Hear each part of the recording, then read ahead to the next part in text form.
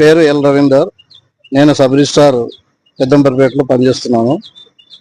ఈరోజు ఒక పిల్లి శ్రీనివాస్ యాదవ్ అనే అతను తన డాక్యుమెంట్ ఏదో డబుల్ రిజిస్ట్రేషన్ అయిందని చెప్పేసి వచ్చారు.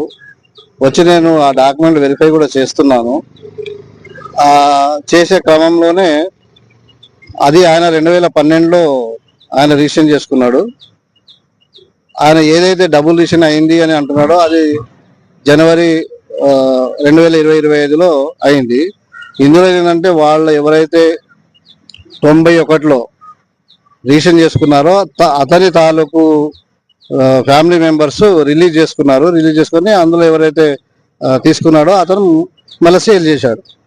ఇతనేమంటాడంటే నాకు 2012లోనే అయింది, మళ్ళీ డబుల్ రిజిస్ట్రేషన్ ఎట్లా చేసినామని అతను అంటాడు. అట్లా లేదండి, చూడండి మీరు, ఇది 91లో అయింది. 91లో ఎవరు కొన్నాడో అతను లీగలైజ్ చేసుకున్నారు.